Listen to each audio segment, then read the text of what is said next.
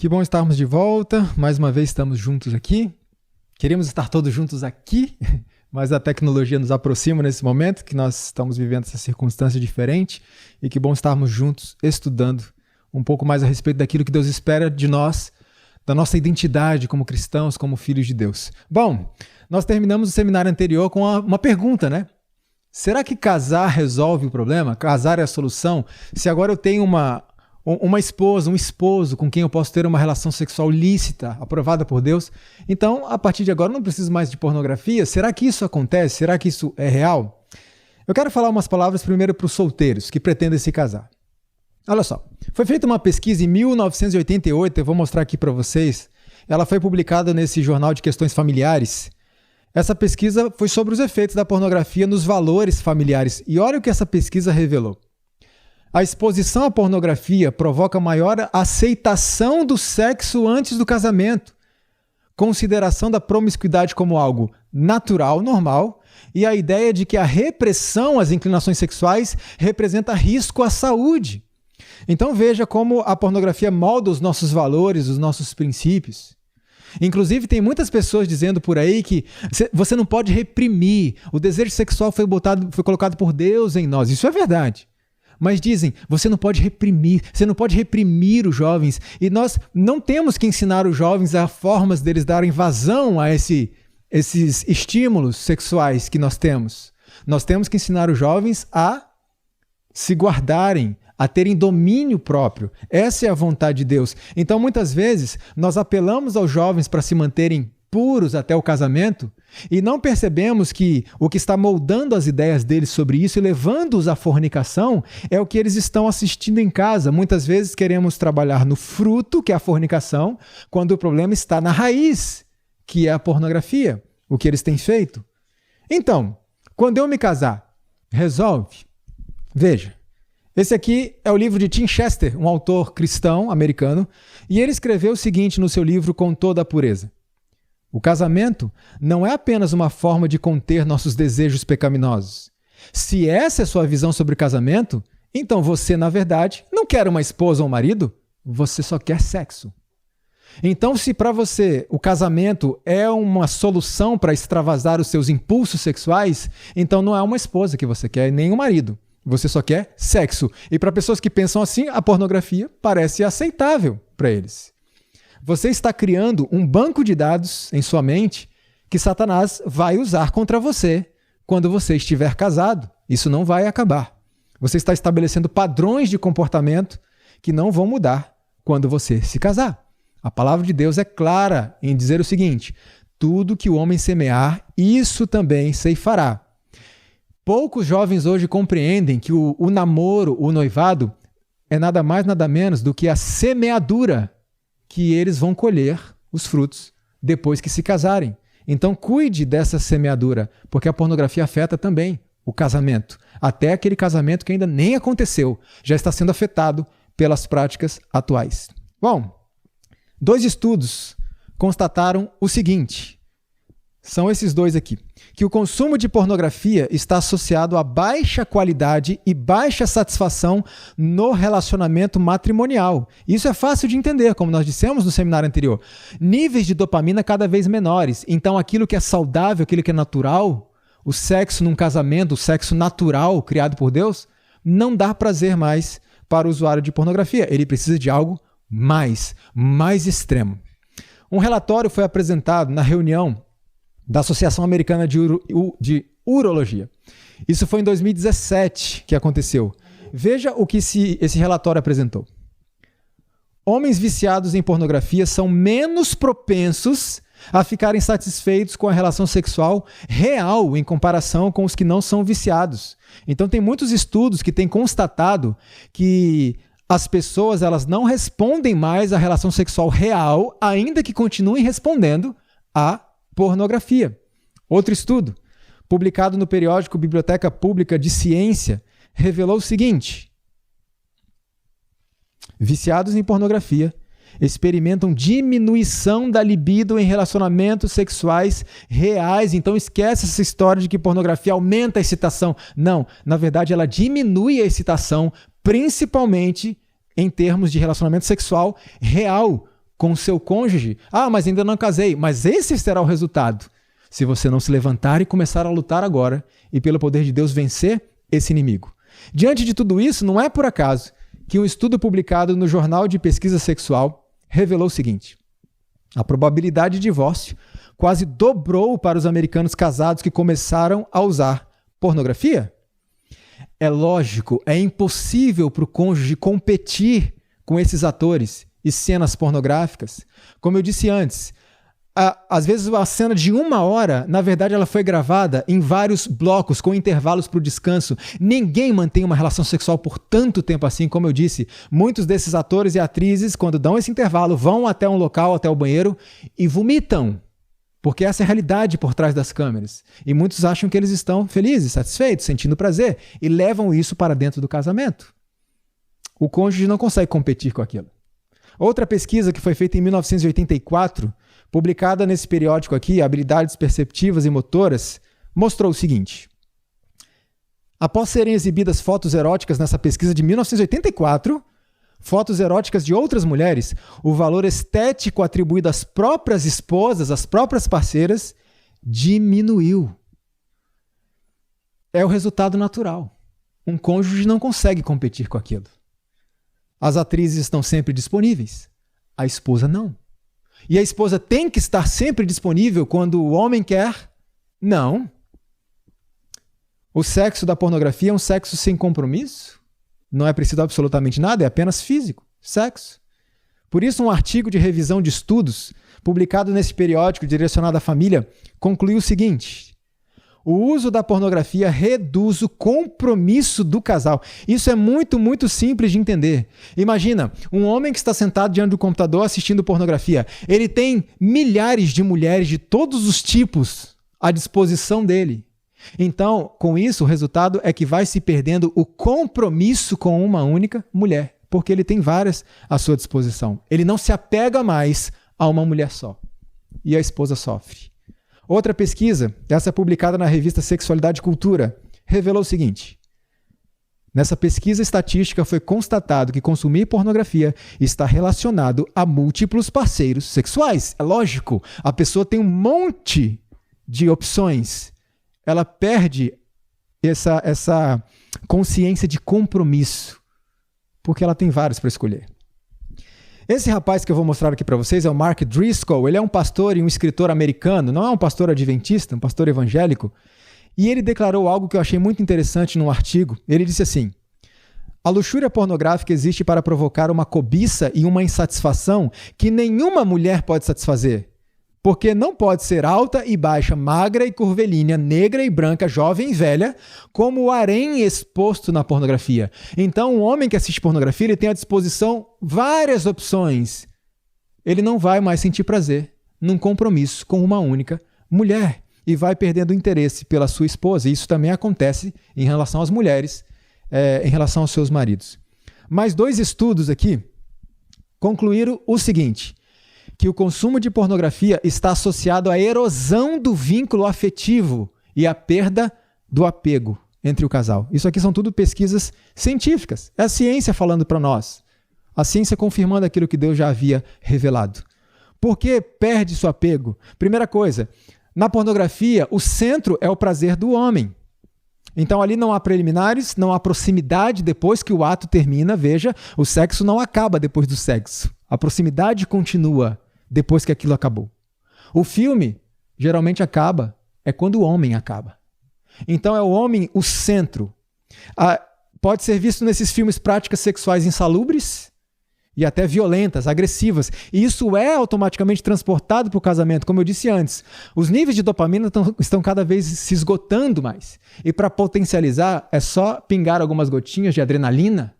Então a pornografia violenta, entre aspas, ajuda a pessoa nesse ponto, para alcançar a excitação que ela já não tem mais. E não é por acaso que uma pesquisa publicada na revista Saúde Sexual revelou o seguinte: os resultados dessa pesquisa destacam, entre outras coisas, uma ligação entre exposição à pornografia e as expectativas sexuais do homem, e olha só, e a pressão sobre mulheres para se adequar ao que está sendo visto. Então, muitos homens levam isso para dentro dos seus casamentos e pressionam as suas esposas as mesmas práticas que eles veem nos filmes, porque é disso que eles precisam para sentir prazer e excitação. Certa vez um rapaz me escreveu, era um jovem ainda, e ele disse assim: irmão Leandro, depois que eu me casei, eu tentei fazer com a minha esposa tudo aquilo que eu via nos filmes. E ele diz, foram 4 anos de sofrimento no nosso casamento. Ellen White escreveu o seguinte: o concerto matrimonial encobre pecados das mais negras cores. Homens e mulheres que professam piedade desonram o próprio corpo mediante a condescendência com as paixões corruptas, rebaixando-se mais que as criaturas irracionais. Em outras palavras, mais do que os animais. Todavia, por serem casados, julgam não cometer pecado nenhum. Veja o que eu falei anteriormente. Os limites que Deus estabeleceu para o sexo são entre um homem e uma mulher dentro do matrimônio, e tem um terceiro limite, dentro do matrimônio, de uma forma que Deus possa aprovar. Porque dentro dos quartos hoje de pessoas casadas, há formas que não são aprovadas por Deus de manifestar uma relação sexual. Ellen White diz mais. As paixões sensuais, favorecidas e acariciadas, tornam-se muito fortes. E indizíveis males da vida matrimonial são um resultado certo. Em vez de a mente desenvolver-se e ter poder controlador, dominam as tendências animalescas sobre as faculdades mais altas e nobres, até serem subordinadas às tendências animalescas. Ela está falando do casamento. Abusam-se dos privilégios sexuais dentro do casamento. Por quê? Porque a pessoa precisa de mais, algo mais extremo. O que é saudável não dá mais prazer. Ela precisa de algo que é antinatural. E muitas esposas são forçadas pelos seus maridos. Porque eles dizem, a Bíblia diz que você tem que ser submissa. Será? Veja que interessante o que declarou a doutora Ana Julia Bridges. Ela é uma doutora na área de psicologia clínica. Olha só o que ela revelou. Homens que veem pornografia são mais inclinados a demonstrar interesse crescente em coagir as parceiras em algum tipo de sexo não desejado. E quando eu escuto essas palavras, coagir as parceiras num sexo não desejado, isso para mim parece muito, sabe com o quê? Estupro. E eu posso dizer que há muitas esposas sendo estupradas dentro de casa hoje. E eu estou falando de cristãos. Certa vez uma mulher me escreveu. E ela me disse o seguinte no e-mail que ela me enviou. Irmão Leandro, meu esposo é viciado em pornografia. Como consequência, ele tem desejos por coisas que considero anormais, absurdas e nojentas. Eu estou pensando em me divorciar dele. E ela me dizia que ela conversava com ele sobre essas coisas e ele dizia, não, você tem que aceitar porque isso é normal. Faz parte da masculinidade. Não, isso aqui não é ser homem. Isso não é ser homem. A irmã White escreveu o seguinte a respeito disso. Muitos professos cristãos que passaram diante de mim pareciam destituídos de domínio moral. Tinham mais de animal do que de divino. Eram, na verdade, quase simplesmente animais. Homens dessa espécie degradam a esposa a quem prometeram proteger e amar ternamente. Ela é tornada um instrumento para serviço das propensões vis e concupiscentes. E muitas mulheres se submetem a tornar-se escravas de paixão concupiscente. Lembra que eu falei anteriormente? Ele precisa de mais, algo mais extremo, e submetem suas esposas a essas coisas absurdas, e muitas esposas se submetem a isso. Não faça isso, não faça isso. Veja o que Ellen White fala mais a respeito disso. Olha como isso é sério. Tais homens são piores que os animais, são demônios em forma humana. E um desses demônios, o apóstolo Paulo diz, examine a si mesmo. Será que eu posso ser um desses demônios dentro do meu lar? Que estou fazendo de minha esposa uma escrava das minhas paixões concupiscentes por causa do meu vício em pornografia, em imoralidades? E aí vem a pergunta, mas vem cá, a Bíblia não diz que a mulher tem que ser submissa ao marido? O homem não é o cabeça do lar? O homem não é a autoridade no lar? E a mulher tem que submeter a tudo que ele desejar? Quando nós pensamos nessa questão da submissão e da autoridade masculina, a Bíblia é clara, o homem é o cabeça do lar e sabe o que significa? Jesus disse, aquele que quiser ser o primeiro, seja o vosso servo. Quando Cristo diz, homem, você é o cabeça do lar, você é o líder, você é a autoridade no lar. Cristo está dizendo, você é o que cuida, você é o que mais serve, você é o que mais está à disposição, você é o que tem que garantir a felicidade da sua casa e resolver os problemas do seu lar.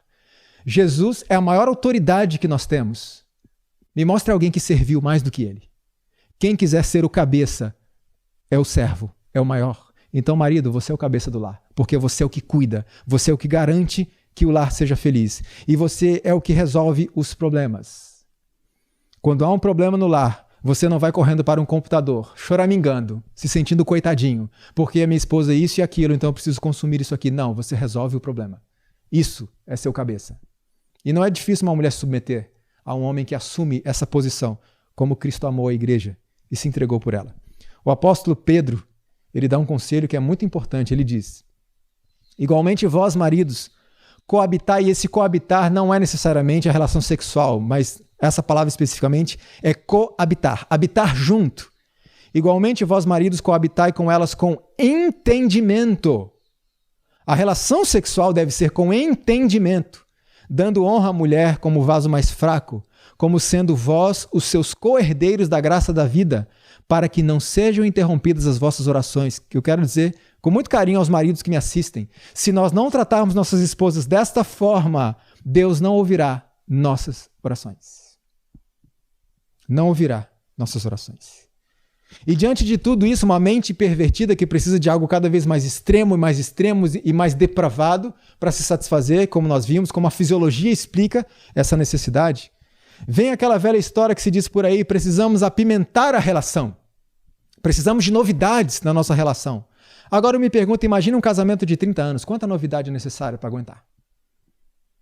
E aí as pessoas começam a partir para novidades e inventar. E muitos partem para práticas insalubres, violentas e práticas que pervertem os pensamentos. Eu quero dar um exemplo. Certa vez eu estava assistindo uma palestra de um pastor não adventista, um pastor evangélico, muito conhecido, muito famoso. E ele dizia que um dia uma irmã conversou com ele perguntando sobre apimentar a relação e disse, pastor, eu posso me vestir de onça? E o pastor respondeu para ela, claro, pode se vestir de onça, faz um safari lá na sua casa, seu marido vai gostar. E eu fiquei pensando, mas espera aí, para o marido ter excitação na esposa, ela precisa se vestir de um animal? Percebe o que está acontecendo na nossa mente? Então muitos dizem, zoofilia, que coisa horrorosa, que coisa nojenta, sexo com animais.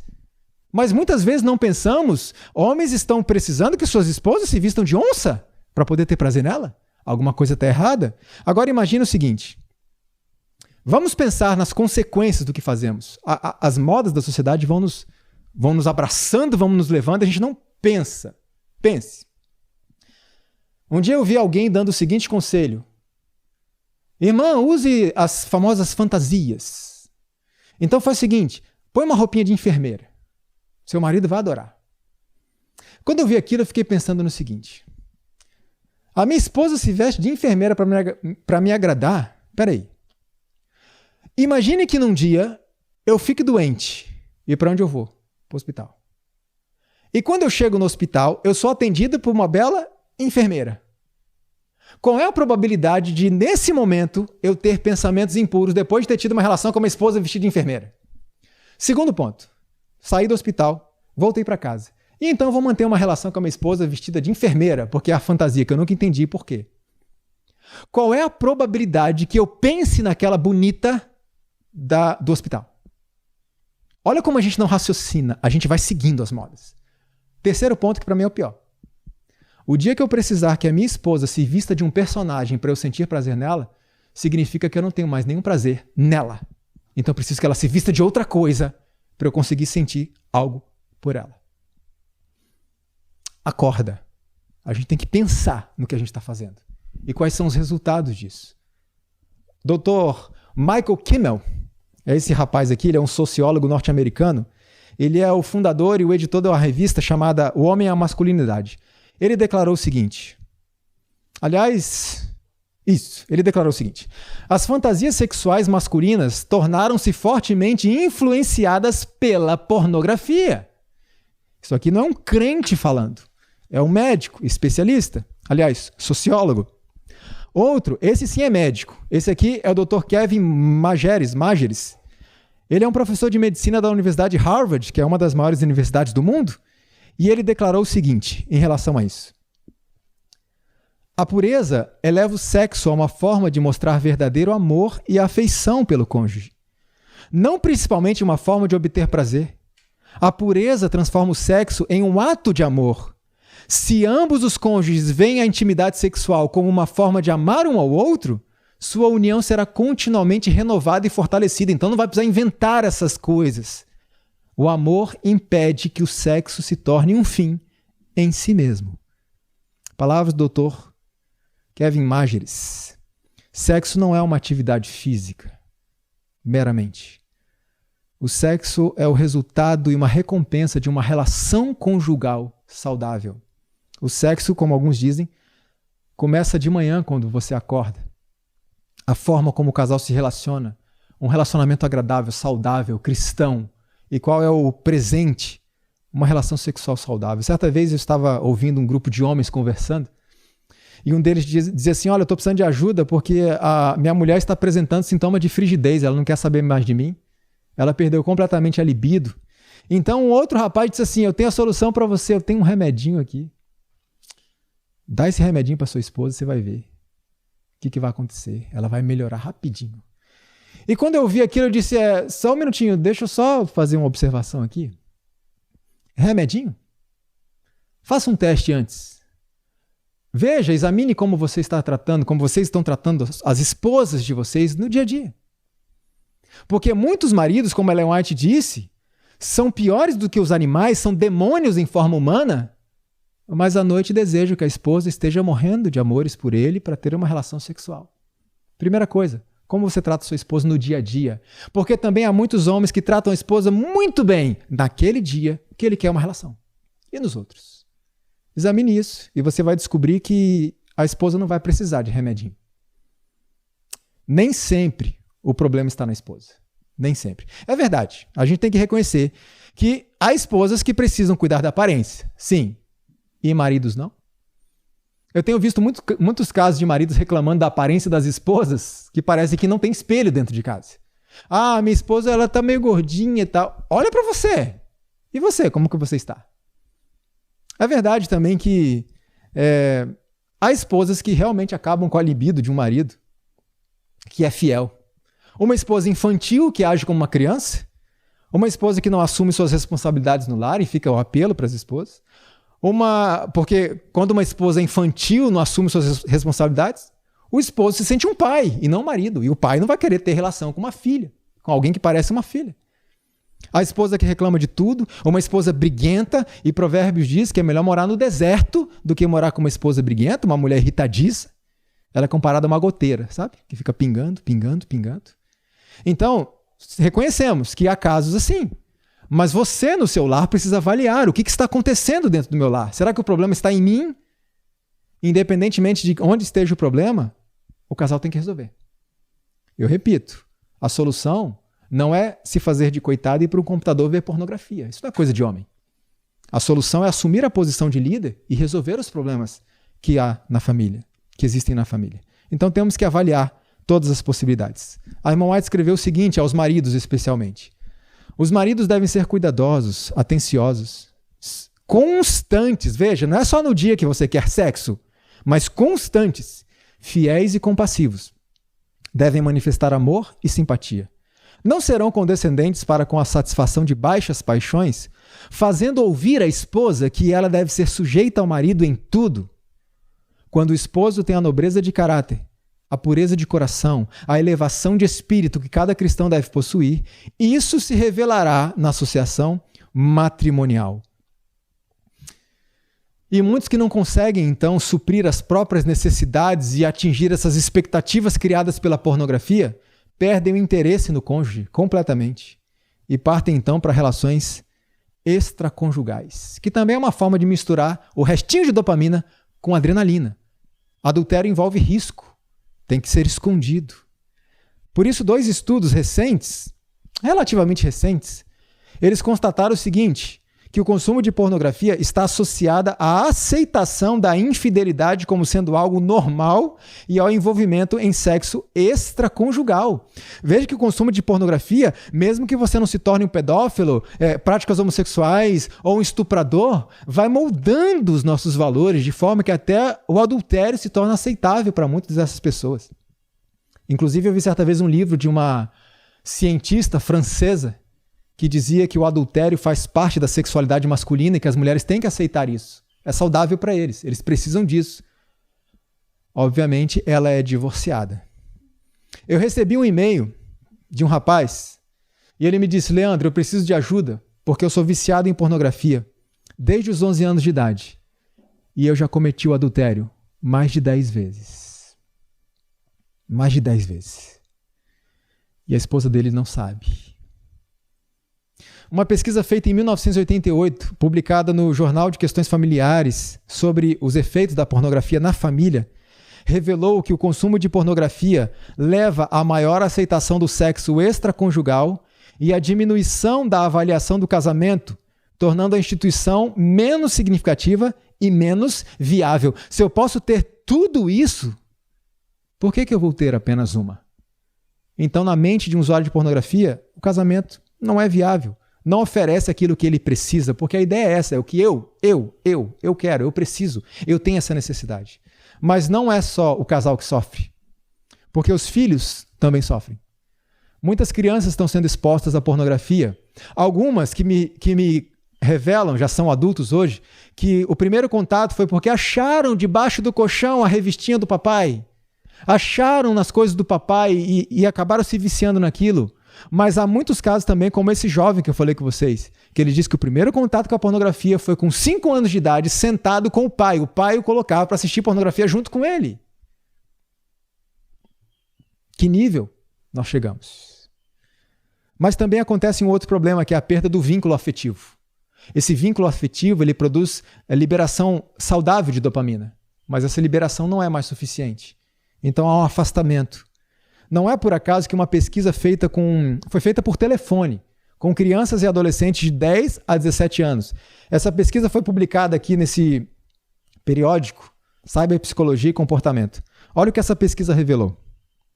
Aqueles que relataram exposição intencional à pornografia são significativamente mais propensos a relatar características clínicas associadas à depressão e níveis mais baixos de vínculo afetivo com seus cuidadores.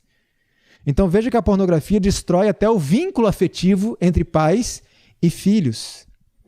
Um outro problema acontece, e esse foi revelado por Tim Chester no seu livro, e ele diz assim: o efeito em seus filhos será mais amplo que isso. Mesmo que seus filhos não descubram, a pornografia corroerá sua autoridade moral dentro de casa. Você pode deixar de discipliná-los como deveria, pois se sente um hipócrita, ou sua disciplina pode ser irregular e inconsistente. Mais ou menos assim. Um pai que decide disciplinar um filho, quando ele vai disciplinar aquele filho que errou, muitas vezes vem na sua mente o que ele está fazendo. E ele se sente hipócrita, vou dar uma bronca no meu filho, olha o que eu estou fazendo escondido. Então ele evita disciplinar aquele filho por causa disso. E os problemas na família vão crescendo. A pornografia destrói o matrimônio. A família toda. Seja você casado ou não. E você que não é casado e que consome pornografia, saiba que se você não vencer isso, seu futuro é esse aqui. Um casamento destruído, antes mesmo de se casar.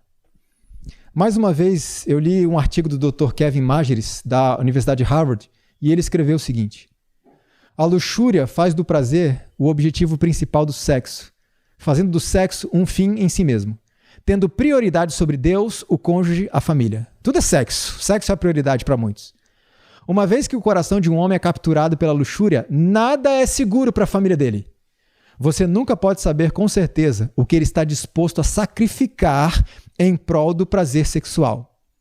Desse modo, a impureza do pai desestabiliza a família inteirinha. Percebe qual que é o problema? Por que devemos estar atentos a isso? Agora, enquanto você é solteiro, agora é o momento de se levantar e vencer isso. Porque senão seu casamento, que ainda nem aconteceu, já será destruído hoje. Tim Chester, novamente, eu até recomendo esse livro para vocês, é um livro muito interessante, Com Toda a Pureza, é um autor cristão, ele não é adventista, mas é muito interessante, usa muito a base bíblica e também na ciência. Ele diz o seguinte: seu casamento não lhe pertence. Não existe para satisfazer seus desejos sexuais. Tem muita gente que hoje ainda pensa assim, vou me casar para fazer sexo. O motivo está errado. Não deixe o sexo tornar-se o objetivo de seu casamento. Caso contrário, a pornografia pode parecer um bom complemento, se o sexo é o objetivo fim. Seu casamento pertence a Deus e deve ser oferecido a Ele e consagrado para a sua glória. Eu quero que você fixe isso na sua mente. Se você é solteiro e pretende se casar, o seu casamento, que ainda nem aconteceu, pode estar sendo destruído já por aquilo que você faz dentro do seu quarto, dentro da sua casa. Então é o momento de nos levantarmos, assumirmos um compromisso com Cristo, nos colocarmos num ambiente adequado para que Cristo faça o trabalho. Nós vamos falar disso à tarde, no último seminário sobre esse tema. Como é que é possível vencer isso? Quantas famílias de nossas igrejas hoje estão sofrendo em silêncio? Nós não sabemos o que está acontecendo. E nós precisamos lutar, precisamos batalhar, precisamos ajudar uns aos outros, mas aí entra um problema. No aspecto da ajuda, muitas vezes, por ser algo constrangedor, alguém chegar para você e falar, eu sou viciado em pornografia. Constrange. Então muitos ficam em silêncio e sofrem sozinhos. Só que há casos também que a pessoa não sente confiança em mim. De que ela pode abrir o problema comigo e esse problema dela não vai estar sendo espalhado por toda a igreja no dia seguinte. Nós precisamos ser pessoas dignas de confiança. As pessoas têm que olhar para nós, os nossos irmãos olhar para nós e dizer, ali está uma pessoa em quem eu posso confiar, eu vou conversar com ele, eu vou me abrir com ele e eu vou pedir ajuda a ele. E as pessoas virão, se nós formos dessa forma, dignos de confiança. E nós poderemos então ajudar as pessoas, poderemos ajudar uns aos outros, poderemos ajudar as nossas famílias. Como nós vimos ontem, se houver mais religião prática dentro do lar, a igreja vai ser fortalecida. Então muitas vezes o problema não está na igreja, está dentro da minha casa. Por isso o apelo é que nós pensemos nisso, levantemos a nossa cabeça, busquemos o poder que está à disposição em Cristo Jesus.